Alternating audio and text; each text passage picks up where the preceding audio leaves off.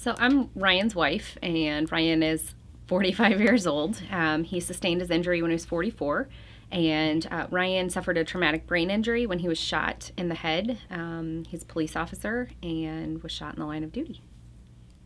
Ryan and I have 4 boys, so we have a very busy life, really active. Our kids range in age from 6 up to 19.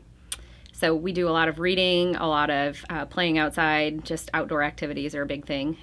Ryan has always enjoyed wood carving, art, music, just really talented person, has a lot of gifts. So. And how has his participation in those things changed since the brain injury? Since Ryan sustained the brain injury, he has limited use of his right arm, and so he's not as able to participate in some of the artistic activities. However, he is beginning to play musical instruments again, and he really enjoys listening to music, which is something that has come back to him since he's participated in the Aphasia program. He's able to use his iPad to play music, he's able to use his phone to play music, and it really makes him happy that he's able to do that. After Ryan sustained his injury, we spent about 6 weeks in the intensive care unit. He was in a coma, and once he woke from his coma, after about a week, we actually very quickly left and went to Craig Hospital in Colorado. So he spent almost 6 months in rehabilitation there, undergoing speech therapy, occupational therapy, and physical therapy. And after those 6 months, we returned home to St. Louis and started an outpatient program. He was undergoing speech, PT, and OT 5 days a week, and really chugging along, made a lot of gains physically, started to do his activities of daily living more independently or with minimal assistance, but really still struggled with the speech and communication. It was something that they told us in the beginning was going to be a really long, slow process, but it really was a long, slow process, and he had a lot of work to do. So having a husband who has aphasia is definitely life-changing. It's obviously more difficult to communicate. I think that you take for granted all of the ways that you communicate every day.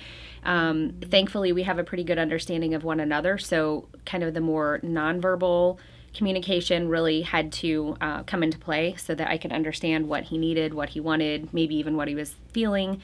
But the verbal, the spoken, the expressive communication is really difficult because it's difficult as a caregiver and a wife, a loved one, and it's difficult for him. You know, he wants to be able to communicate clearly what he's thinking, or especially when he wants to ask a question, he wants to be able to formulate that. And it's challenging when the word is just on the tip of your tongue and you can't get it, and then loved ones in return are trying to either guess or fill in the blank, which is what we all have a tendency to do. We want to make it easy for them, and that just frustrates everyone. We can't guess the right word.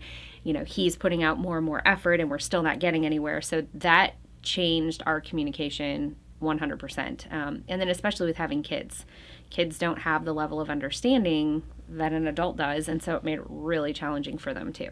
How are you able to juggle 4 children and someone with a brain injury? So trying to help Ryan through his recovery process while having 4 kids, a big part is just including the kids. I think a lot of times our tendency is to push the kids aside or almost even protect them or just shield them from what's going on.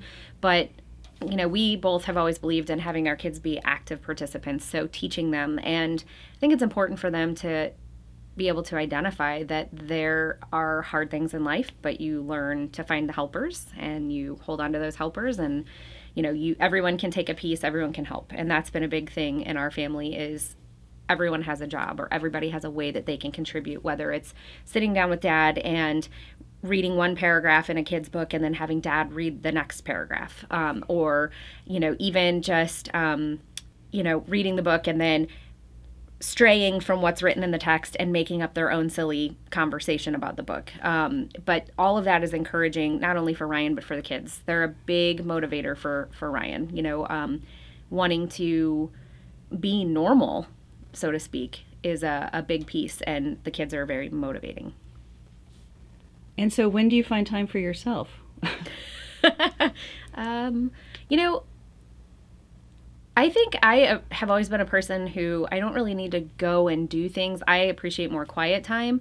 I like to reflect a lot. I'm a deep thinker, more introverted. So for me, I just appreciate once the whole house has gone to bed for the night. That's just kind of my time to sit and reflect. And if there's something that I want to do, read a book, do something I need to take care of, that's when I do that. But overall, I think it's just giving myself permission to think about what happened today, what can I do better, is there anything that I could change, or was today just a rough day and that's just what it is, tomorrow's new. So And what do you wish someone had told you earlier about aphasia that you'd like to share with other people? I think for me, it's a very personal thing. My experience with aphasia in the past was actually my dad. When I was 13, my dad was diagnosed with a brain tumor. And it was a very aggressive. It was the most aggressive type. And so he very quickly developed aphasia. And as a young person, no one really took the time out to explain to me what that meant. And so to me, I always associated aphasia with deterioration, with never getting better, never being able to communicate again. And that has been completely thrown out the window because I see with Ryan that all he's doing is getting better. And I think the key has been getting the right help. Identifying his strengths. So I would say for anyone who's new to aphasia, find out what the strengths are, identify the areas that need improvement, and then find a way to bridge the gaps and really find the methods that work, because there are methods and it can get better, and it does get better. And even when you hear it's slow, it is slow, but it's a process. And the more you learn, the more that you can work through any communication breakdown. That's, I think, a really important thing.